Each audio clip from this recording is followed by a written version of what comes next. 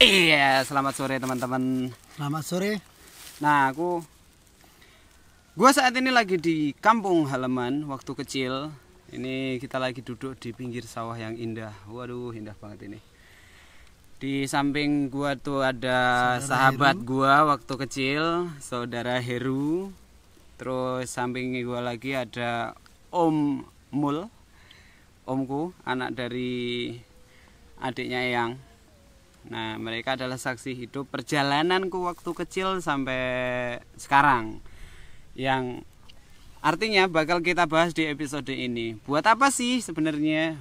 Sebenarnya gue bikin episode ini motivasinya simpel, yaitu membuat teman-teman yang di luar sana merasa sebagai anak daerah atau anak kampung biar lebih semangat lagi untuk meraih mimpi. Karena untuk sebagian orang ngelihat gue main motor gede lah, modifikasi nge-custom motor gede, mereka berpikir bahwa gue tuh anak orang kaya, terus dengan seenaknya tinggal minta orang tua untuk dibeliin motor gede, lalu gue potong-potong, gue modifikasi. Padahal aslinya enggak.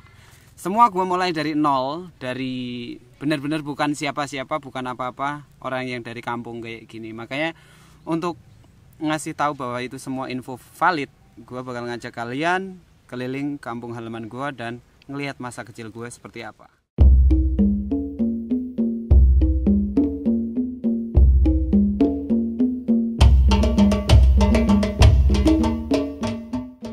Inilah kampung di mana gue tumbuh dari kecil hingga SMA. Sebelum akhirnya gue pindah ke Jogja dan KTP gue udah domisili Jogja, gue menghabiskan masa kecil gue di tempat ini. Ini adalah sebuah kampung kecil di Kecamatan Sukodono, Kabupaten Sragen, Jawa Tengah. Iya, cukup terpencil. Dimana sekampung itu penduduknya nggak mencapai angka 200. Banyak rumah yang dibangun di kampung ini megah-megah tapi ditinggalkan kosong para pemiliknya karena mereka merantau di kota-kota besar dan hanya pulang setahun sekali untuk renovasi rumah lalu pergi lagi. Yang stay di kampung ini tinggal orang-orang yang sudah tua, manula, dan janda. Itulah kenapa dulu waktu kecil gue menghabiskan waktu di kampung ini bersama Eyang, karena nyokap gue merantau di Jakarta. Sedangkan gue harus di rumah ngebantu Eyang di sawah dan juga sekolah. Halo. ini tuh Mbah Karsi namanya, adik dari mbahku.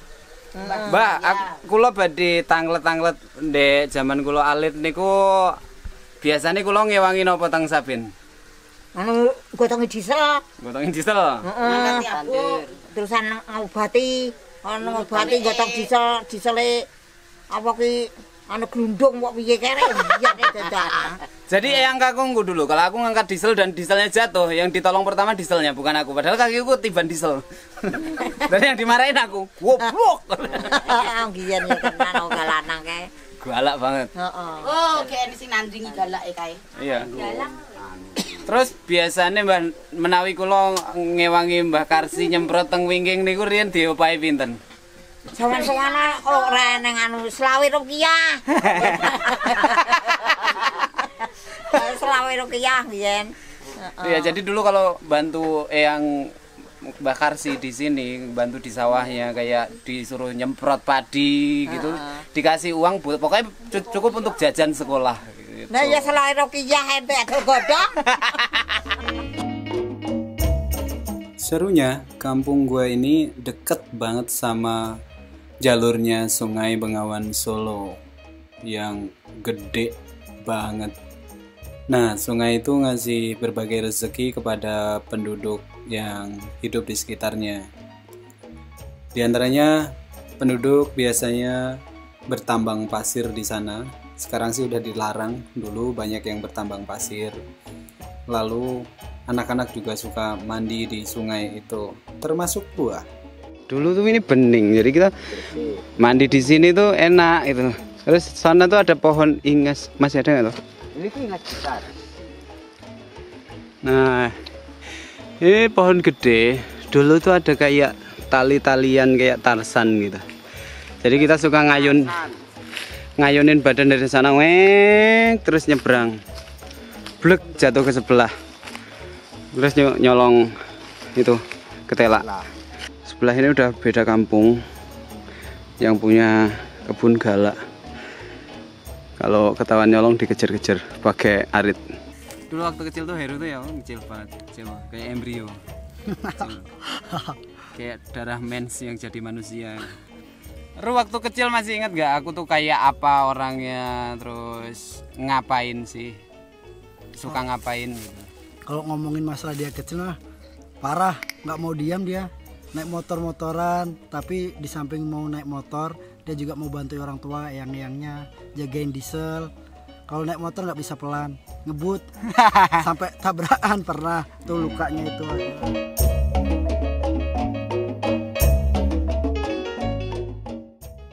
Sebagai anak yang ditakdirkan hidup di kampung yang dikelilingi sawah, masa kecil gua banyak dihabiskan di sawah.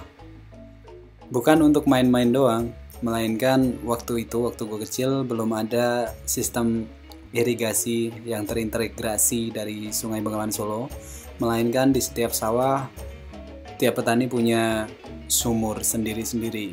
Dan akhirnya hampir tiap malam di musim kemarau gue harus tidur di sawah karena eyang gue melakukan irigasi secara swadaya, yaitu pakai diesel sendiri penyedot air yang dipasang di sawah lalu dinyalakan sepanjang malam.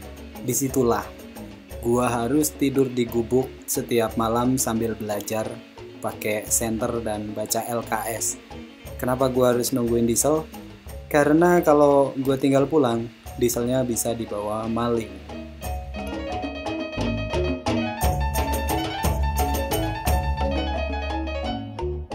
Terus menurutmu apa sih yang membedakan aku dari anak-anak lain? Kan kita hidup di desa yang sama, makanannya sama, kerjaannya sama, maksudnya aktivitas waktu kecil sama, tempat main sama. Apa sih yang membuat aku beda sekarang gitu? Bedanya itu semangat kalau tidak. Ya dulu masih gimana ya? Kalau dia aku lihat dulu masih hobi-hobi main-main sana sini, tapi sekarang dia udah banyak perubahan karena udah tahu cari penghasilan jalannya sendiri-sendiri. Dari muda kira-kira udah kelihatan belum? Maksudnya ya, bedanya gitu dibanding yang lain. Kalau waktu muda ya sudah, cuman waktu itu masih hura-hura lah kalau dibilang. Masih hura-hura sana sini. Ayo hura-hura macam apa sih anak kampung ya? Biasanya cuma ngejar mobil pickup yang bawa pasir. Numpang naik. Jadi di sana itu ada kali, ada sungai, itu dulu biasanya dikerukin pasirnya, diangkut pakai truk, dibeli orang. Kalau bahasa Inggrisnya ngesreng tuh. Ngesreng. Nah, anak-anak kampung sini tuh suka ngesreng. Jadi kita bawa kayak skop kecil gitu. Kita cangklong, terus kalau ada truk lewat, kita langsung lompat ke truknya, ngikut sampai pasar pasir. Nah, kita naikin pasirnya ke truk. Nah, satu truk tuh biasanya dibayar 20.000 kalau nggak salah waktu dibagi itu. Orang 4 ya. Dibagi 4 orang. Jadi per orang dapat 5.000 untuk satu truk. Sehari biasanya kita ngejar 3-4 truk, lumayan lah ya waktu itu, berarti kita dapat 20.000 ya.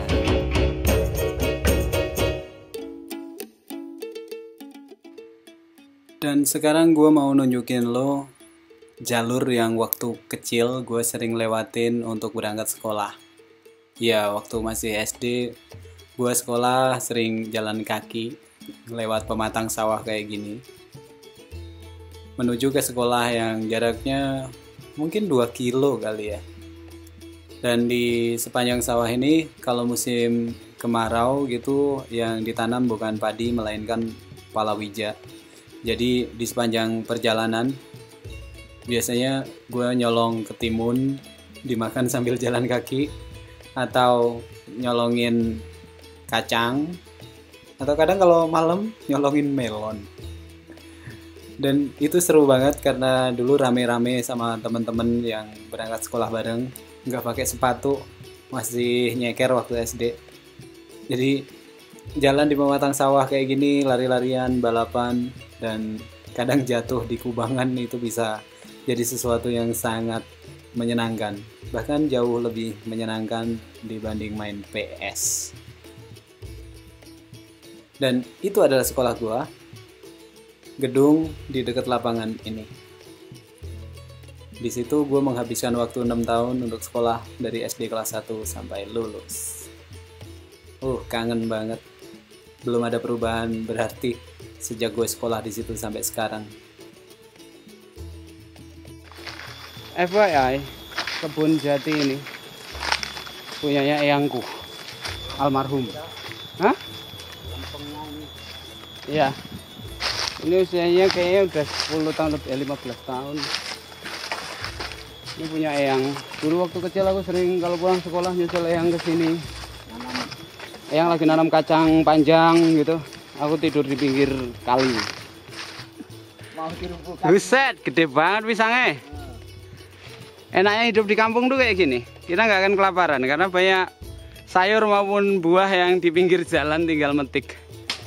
Waktu kecil aku gimana? Pade dulu. Waktu kecil Alit itu kalau di kampung temennya mau minta apa aja dikasih. Itu orangnya bagus sekali. Bener, bagus sekali itu orang itu. Ya.